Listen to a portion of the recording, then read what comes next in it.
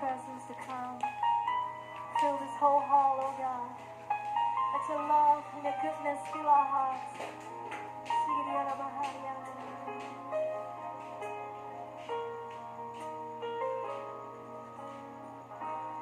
Savior of my soul, I confide in you through all my darkest moments. In you I find my peace, my comfort when I'm weak. I trust in you through storm and raging sea. Faithful, you're my God. You're the glory and the lifter of my head. Your light, it fills my days. It leads me in your ways. Forever I surrender all to you. And I live to worship you. My Jesus, you're the only one for me. Nothing will ever take your place, my precious Savior. Who can stand between my Lord and thee? Lord, I live to honor you. And I long to bring my life in offering. Take me higher, draw me deeper. I give all to be with you. Let's try lift your hands and sing it from the top. Savior of my soul, I confide in you. I confide in you through all my darkest moments. In you I find my peace, my comfort when I'm weak. I trust in you through storm and raging sea. Faithful,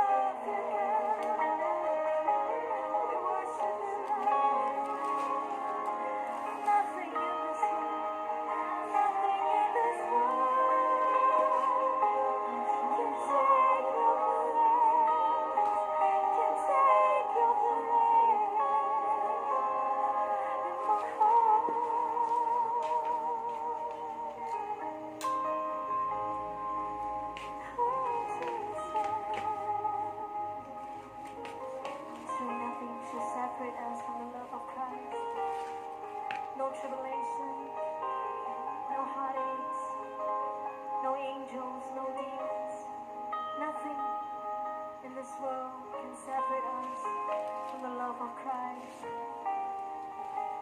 We love you, Jesus. Open your mouth, just bless him this afternoon.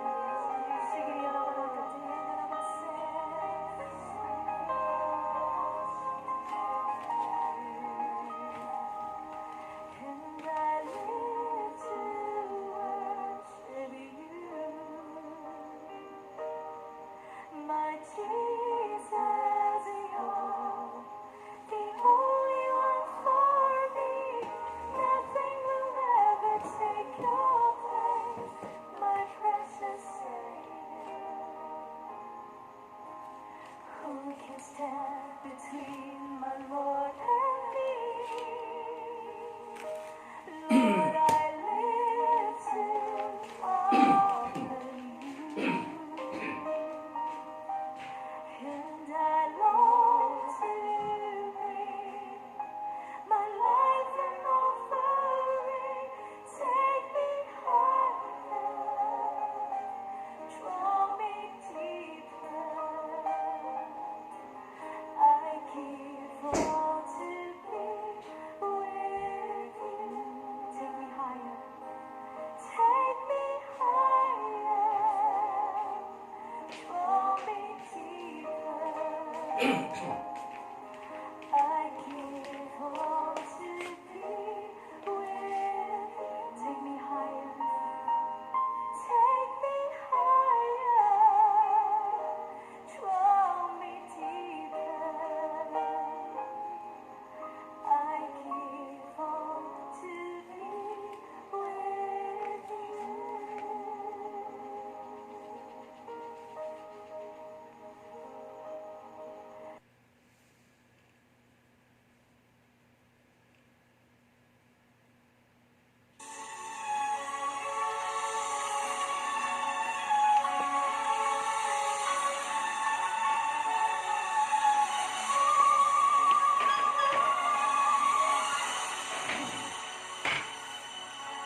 Magandang umaga po sa aming lahat, mga kaibigan, mga kapatid.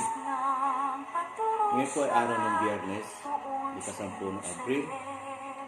At sa pagkakataon ito ay hindi po natin kalilimutan na ito ang araw kung saan ang kinikilala sa atin ang Biyernes Santong tinatawag. Isang paggunita habang ang Panginoong Hesus ay naroon sa krus at kanyang tinanggap ang kabayaran ng kasalanan, ang kamatayan na dapat sana nakauukol sa atin. Sa kabila ng ating mga kulang, ng ating mga kasalanan, tinanggap niya mula sa Ama sa kanyang pilitan. Na siya ay namatay doon sa krus ng pagdurusa upang sa pamagitan ng kanyang kamatayan, tayo po ay magkaroon ng buhay na walang hanggan. Samantala, ating pong pakinggan ang mensahe ng awit sa landas ng pagdurusa. Muli, magandang umaga po sa inyo lahat.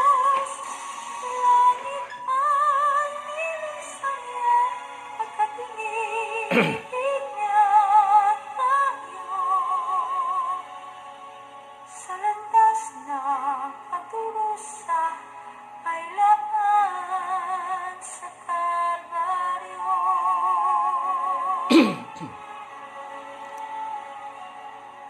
Duguan at mayroong latay ang uunyang katawan, at sa ulo'y may korona ng tingin.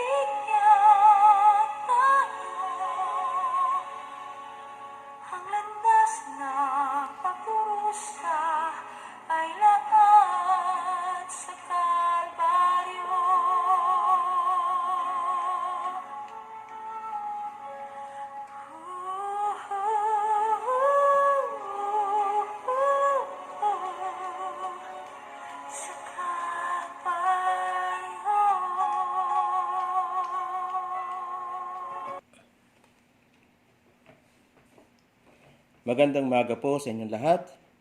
Ito po si Pastor Mario Balota na bumabati sa inyo na isang mapagpalang araw ng Biyernes, na kung saan isama-sama nating gunitain ang isang pangyayari doon sa krus na ang ating Panginoong Hesus ay nakabayubay upang tayo ay tubusin sa ating mga kasalanan.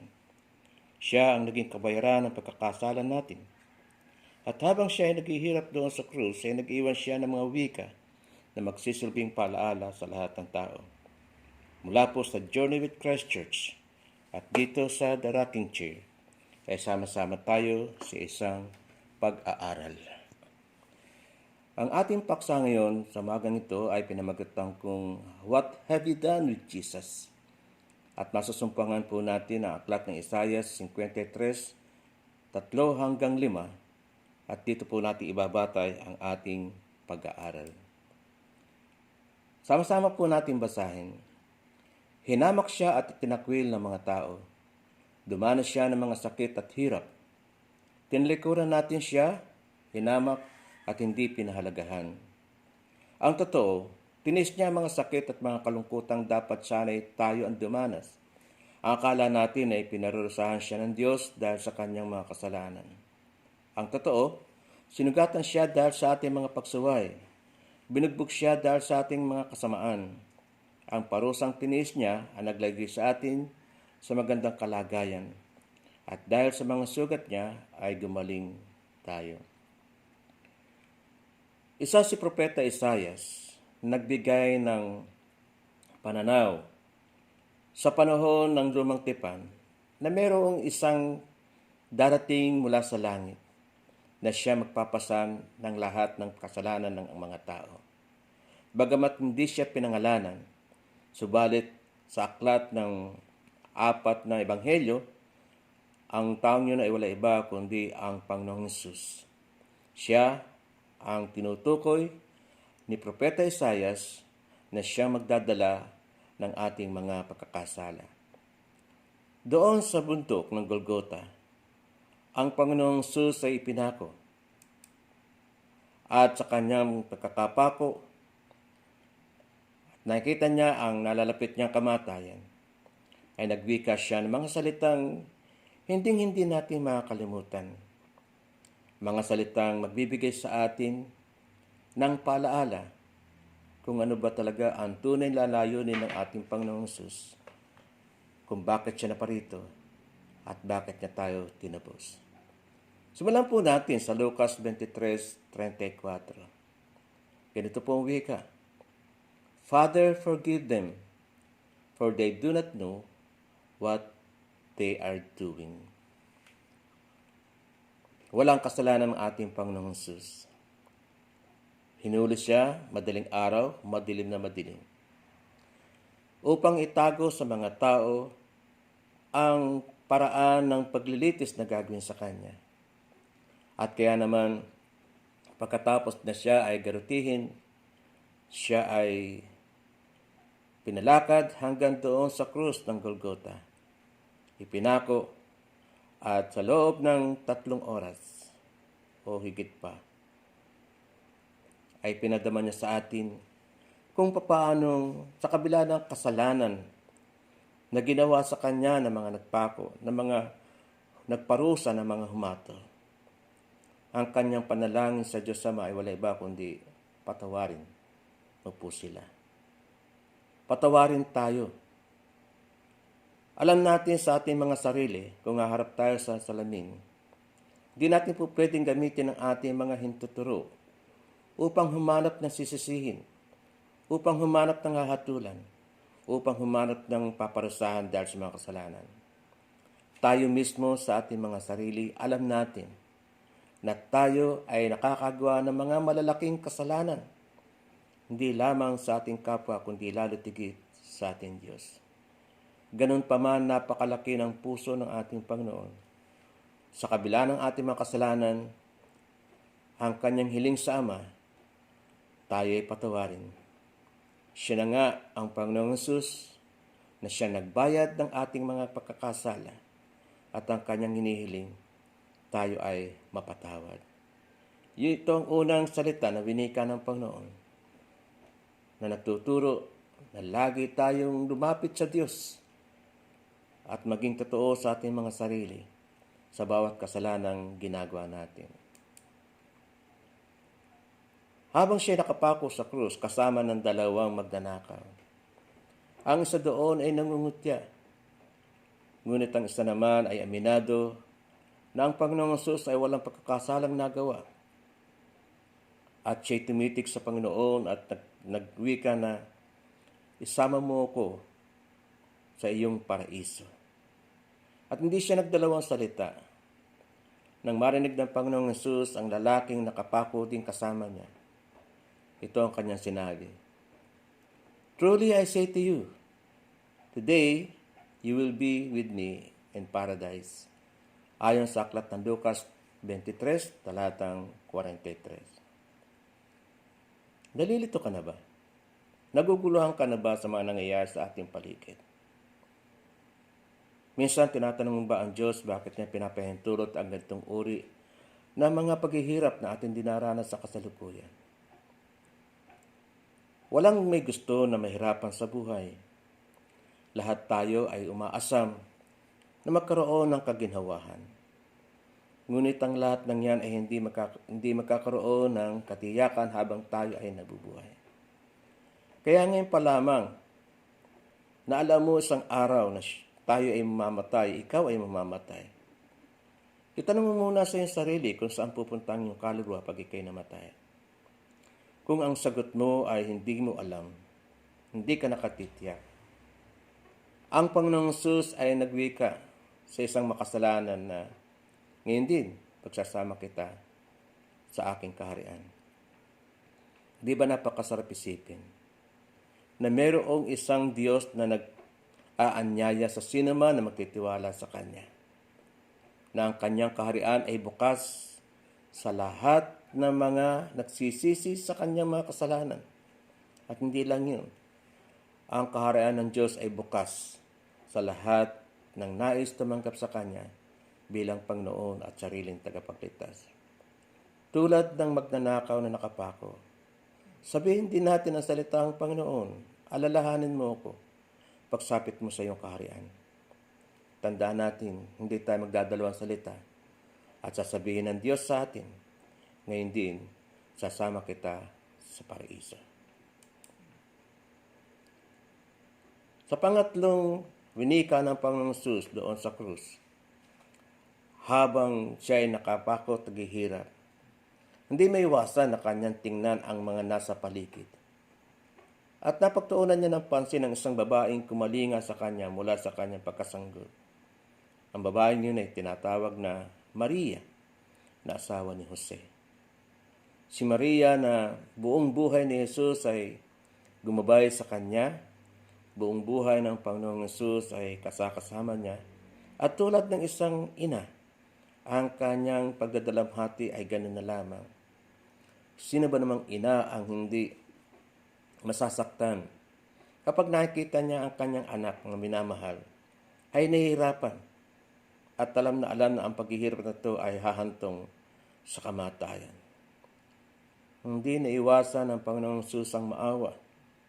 At dahil wala siyang magagawa upang gabayan ang kanyang kinikilalang ina, nakita naman niya ang isa sa kanyang mga alagad na wala iba kundi si Juan. At dito, ipinagbili niya ang kanyang kinikilalang ina sa lupa. Sabi sa aklat ng Juan, Kabanatang 11, talatang 26 at 27 ay ganito. Jesus said to his mother, "Woman, this is your son."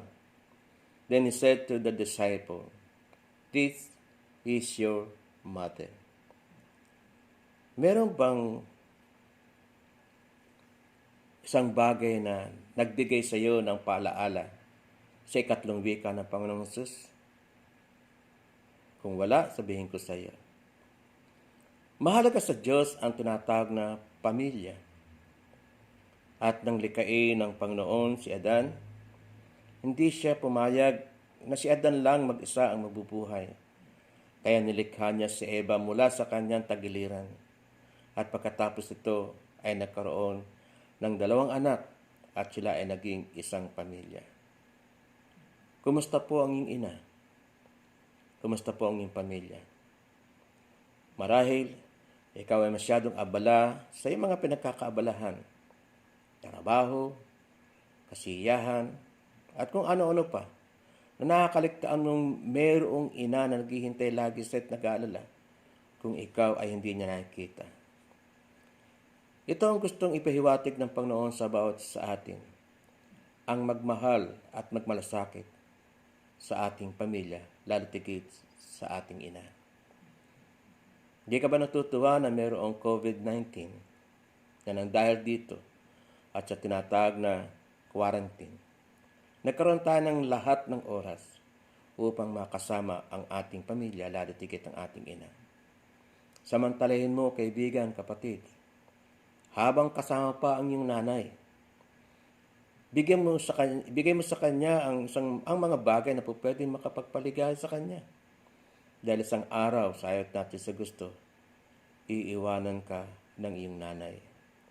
Huwag naman sana na kung kailan ang iyong nanay ay naroon na sa libingan, saka ka magwiwika sa kanya ng wika ng pagmamahal at pag-aaruga. Samantalang po pwedeng gawin mo yan habang malakas pa at kasama pa ang iyong ina. Mga kapatid, sa darating na susunod na linggo, 2 linggo ng Mayo, pagdiriwang ang tinatawag na Mother's Day. Sana, sa 3 winika ng Panginoong Hesus doon sa krus, huwag mong kalilimutan ang iyong nanay. Dahil kundi sa iyong nanay, hindi ka makakarating sa iyong kinaroroonan.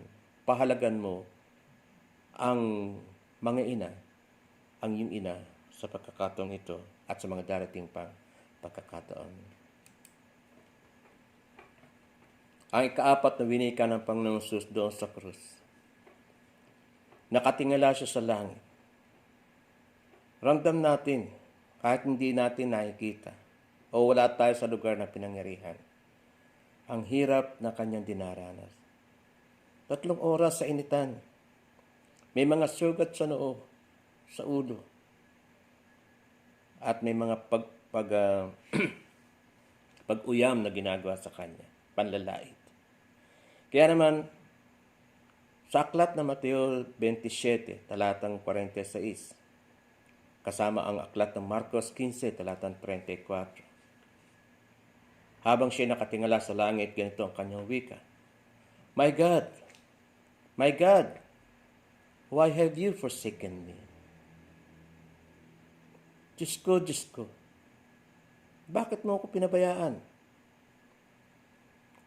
Sino ba naman ang hindi makakapagwika ng ganito sa tindi ng hirap at sakit na naramdaman ng kanyang katawan? Kung tayo nga, wala pa sa kalingkingan ang dinadanas natin sa dinanas ng ating Panginoong Hesus, ay halos humiyaw na rin sa Diyos sa pagsasabing, bakit mo kami pinababayaan? Itong pangyayaring ito ay marami na ang nagtatanong sa Diyos, bakit pinahintulot ng Diyos ang ganitong uri ng mikrobyo na dumapo sa atin? Napigilan tayo sa lahat ng ating mga ginagawa. Hindi tayo makapagtrabaho. Hindi natin magawa ang mga gusto natin gawin na normal natin ginagawa. At tayo'y labis na nahihirapan. Hindi ba mas dapat nga tayo magpasalamat? Sa kabila ng kahirapan dinaranas mo, gumising ka na naman at muli mong nakita ang araw ng Biyernes. Balit ang Panginoong Hesus doon sa krus, pagkatapos niyang wikain ang Diyos ko, bakit mo ako pinahirapan? Ay ilang oras na lamang ang nalalabi at siya'y mamamatay.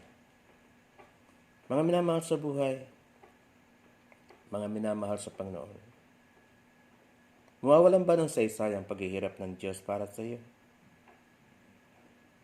Mas titingnan pa ba ang hirap na dinaranas mo na wala sa kanyang kalingkingan? Sa dinanas ng ating Panginoong Hesus ng layunin ay iligtas tayo sa impyerno. Ang layunin ay tubusin tayo sa ating mga pagkakasala. Sana Ang COVID-19 ay maging isa sa mga dahilan na manumbalik tayo sa Diyos at ating alalahanin ang kanyang paghihirap at ito ay huwag mawala ng saysay. Namatay si Jesus para sa iyo, para sa akin, para sa ating lahat. At ang Diyos sa katauhan ng Panginoong Jesus, sa pagkakatingala niya sa langit, ay nagtiis ng lahat ng sakit at pagdurusa. Hindi na iwasang magsalita ng bakit mo ko pinabayaan. Pababayaan ba natin siya, mga minamahal? Mananatili ba tayo sa ating mga kasalanan? Mananatili ba tayo sa ating mga kalayawan? Huwag naman sana. Nang sa ganun, ang paghihirap ng Panginoon doon sa krus ay huwag mawala ng kasaysayan. Ang ikalima, sa aklat ng Juan, Kabanatang 11, talatang 28. Nauuhaw ako. Sino ba naman ang hindi mauuhaw sa ganong kalalagayan? Ilang oras mula nang siya'y hulihin hanggang sa siya'y ipako. Hindi siya nakaranas uminom o walang nag-abot ng tubig sa kanya. Kaya naman, doon sa krus ay nawika niya ito. Nauuhaw ako. Tubig nga ba ang hinahanap ng Panginoon habang siya nakapako? O isang katotohanan na ang kanya sinasabing kinauuhawan ay walang iba kundi ang ating pagmamahal. Ang ating panahon, ang ating oras. Sobra na tayong nalilibang sa ating mga pinagkakabalahan. Sobra na tayong nawawala ng panahon upang alalahanin ng Diyos sa ating mga buhay na siya nagbigay nito. Marahil ang ilan sa atin ay nalalasing sa katanyagan o dili kaya ay nagpapakasasa sa kanyang mga kayamanan, sa kanyang karunungan. Kailan ka magkakaroon ng panahon sa ating Panginoong Jesus? Ngayong araw ng Biyernes, huwag mong kalilimutan. Hindi tubig ang kanyang kailangan, kundi ang ating atensyon, ang ating panahon na kilalanin siya sa ating mga buhay. Tandaan mo, mga kapatid, mga minamahal, sa winikang ito ng ating Panginoong Jesus, ng pagkauhaw, ikaw at ako, ang ating panahon, ang ating oras, ang kanyang hinahanap. Ang ika-6, sa aklat ng Juan, Kabanatang 11, talatang 30. Dito dumarating na yung nalalabing oras ng kanyang pagkakapako. Marahil matatapos na rin ang kanyang mga paghihirap at kanyang sinabi, naganap na. It is finished. And he bowed his head and handed over the Spirit. Tapos na. Wala ka nang kailangan gawin. Hindi mo na kinakailangan magpenitensya. Hindi mo na kinakailangan mag-ubos ng panahon sa debosyon at sabihin ikaw ay lumalapit sa Diyos. Wala kang kailangan gawin kundi kilalanin ang Panginoong Jesus doon sa krus. Kilalanin ng Panginoong Jesus at ang kanyang paghihirap para sa iyo at para sa akin. Hindi tumutol ang ating Panginoong Jesus habang siya nananalangin doon sa hardin ng Getsemani. Tumutulo ang mga dugo mula sa kanyang mga mata. Sapagkat alam niya kung ano ang mangyayari, kung ano ang kanyang sasapitin sa araw na yun. At hindi nga siya nagkamali. Nais niyang iwasan kung ano man ang magaganap. Subalit ang kanyang panalangin, Ama, huwag ang aking kalooban, kundi ang iyong kalooban ang siyang masunod. Sa krus, tinapos na ng Panginoong Jesus ang dapat sana ay ating gagawin. Kaibigan, hindi mo kaya iligtas ang iyong sarili. Walang magagawa ang iyong salapi. Walang magagawa ang iyong karunungan. Walang magagawa ang iyong mga bagay na ipinagmamalaki sa mundong ito. Ikaw at ako ay haharap sa Kanya. At tayo hahatulan sa lahat ng ating mga ginawa. Balikan natin itong araw na ito ng Biyernes Santo.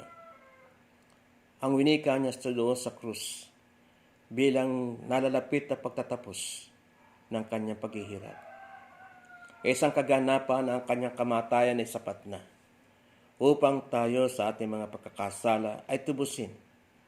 At ito ay sa pamamagitan lamang ng ating pagkilala sa Kanya bilang Panginoon at sariling tagapagligtas. Hanggang kailan siya maghihintay sa iyo?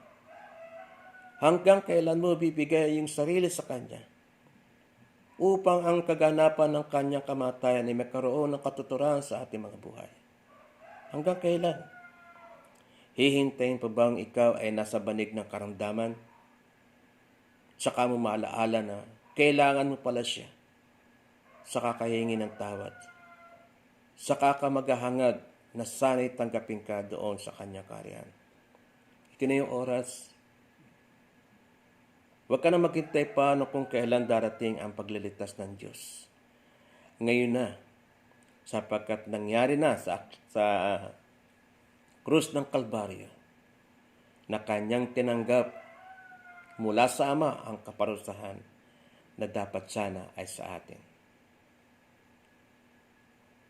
Itabi mo ang mga bagay na nagbibigay sa iyo ng kayabangan. Itabi mo ang mga bagay na iyong pinagkakabalahan. Samantalang ang Panginoong Hesus ay nagsalita ng naganap na, natapos na, nagawa ko na. Wala kang gagawin sa mga oras na ito, kundi siya ay kilalanin bilang Panginoon at sariling tagapagligtas at tanggapin mo siya sa iyong puso. Sapagkat sa ganitong paraan lamang, mga minamahal, magkakaroon ng katuturan ang kamatayan ng ating Panginoon doon sa krus.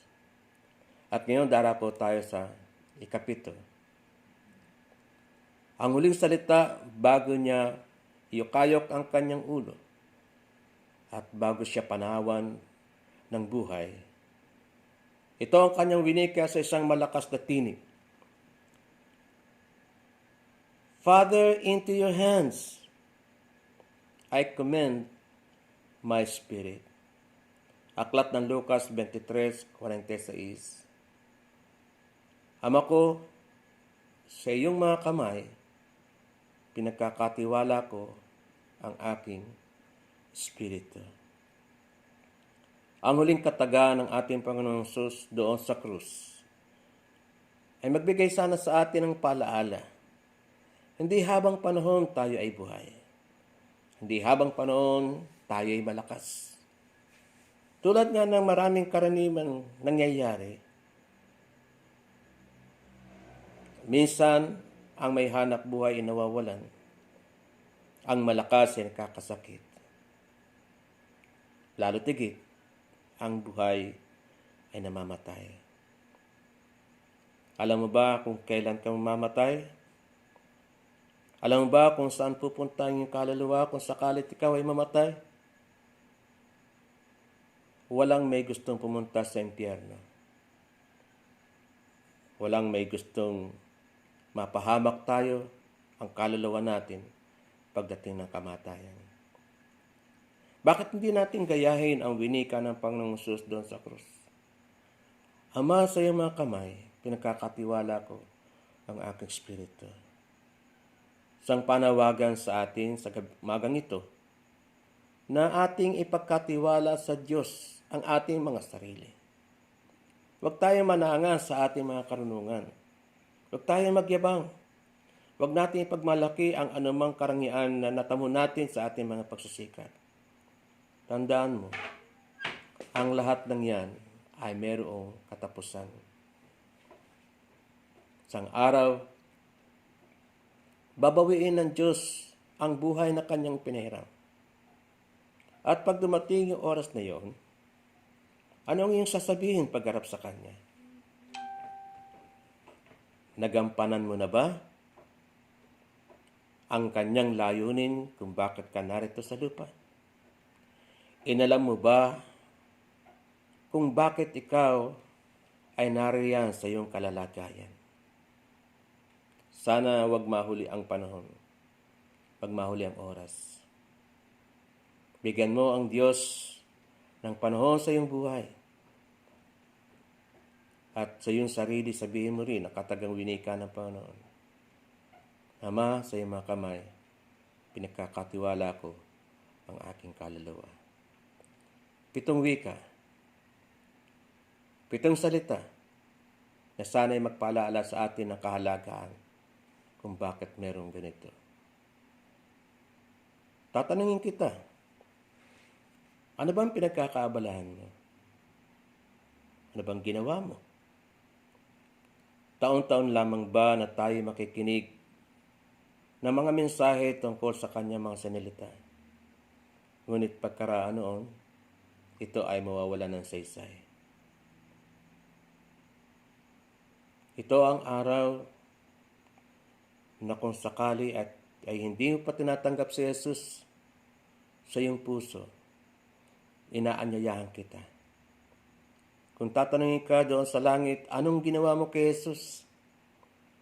Ang tanging sasabihin mo lamang ay, nagsisi ako sa aking mga kasalanan at tinanggap ko siya bilang Panginoon at sariling tagapagligtas. Kapag kayon ang naging kasagutan mo sa tanong na, anong ginawa mo kay Jesus nung ikay nabubuhay? Yun lang ay sapat na upang tanggapin ka ng Diyos sa kanyang kaharian. Sa oras na ito, hindi natin alam kung hanggang kailan matatapos ang ating pinagdaraanan na mikrobyo ng COVID-19. Ngunit, huwag kang lubhang mabalisa o mabahala. Ano man ang mangyari, tandaan mo, andyan ang ating Diyos na naghihintay lamang sa paglapit mo. At wala kang dapat gawin kundi buksan ang iyong puso. Kung hindi mo pa ito nagawa, inaanyayahan kita. Kung nais mo na ang Panginoong Hesus ay maging hari at makapangyarihan sa iyong buhay, pwede ka bang manalangin? Pwede ba kitang panalangin? Kung ang sagot mo ay, opo, Pastor, inaanyayahan kitang yumuko, ipikit ang iyong mga mata, at sa aking panalangin, sabayan mo ako. At ariin mong ang lumalabas sa iyong mga bibig ay mga salita ng gagaling sa iyong puso. Ito na ang pagkakataon. Huwag mo nang hintayin ang susunod na Biyernes Santo. Sa oras na ito, samahan mo ako sa panalangin. Manalangin po tayo. Panginoon, kinikilala ko po na ako ay isang makasalanan. Ako ay marumi sa iyong harapan. Naamin ko po ang lahat ng mga pagkakasalang ito na nagawa ko sa aking kapwa at higit lahat ginawa ko sa iyo. Panginoon, patawarin mo po ako. At nawa po, maging makatotohanan at magkaroon ng linaw ang mga salitang aking narinig upang sa oras na ito, nais kitang anyayahan sa aking puso. Pumasok ka po, Panginoong Hesus, sa aking puso at tinatanggap kita bilang sariling Panginoon at tagapagligtas. Ako po'y sumasampalataya mula ngayon. Ano man ang mangyari sa akin, saan man ako pumaroon, hindi mo ako pababayaan. Sapagkat ikaw ang nangako at ang iyong mga pangako ay aking pangahawakan. Alam ko po, Ama, tulad ng isang makasalanan na nakapakong kasama ni Jesus, pinangakuan mo siya na ngayon din, sasama kita sa paraiso. Panginoon, gusto ko pong pumunta sa iyo sa oras na bawiin mo ang buhay na pinagkaloob mo. Isama mo po ako sa iyong kaharian. Maraming pong salamat, Ama. Saan man na ako naroon, Ano man ang aking gagawin, ako po ay buong pusong nagtitiwala sa iyo. Tulad po ng sinabi ng ating Panginoong Hesus, Ama, sa iyong mga kamay, pinagkakatiwala ko ang aking spirito, ang aking sarili. Salamat po ng marami. At ito po ang aking panalangin sa pangalan ni Jesus. Amen. Amen. Kung kayo po ay sumunod sa aking panalangin at inarin ninyong ito'y inyong panalangin, umasa po kayo na kayo ay hindi bibiguin. Ano man ang mangyari, abutin man tayo ng kamatayan. Mahalaga ang ating ginawa sa oras na ito at makatitiyak ka ng buhay na wala hanggan. Maraming pong salamat at muli, magandang umaga, mapagpalang Biyernes sa ating lahat. Ito po si Pastor Mario Balota, The Rocking Chair Page.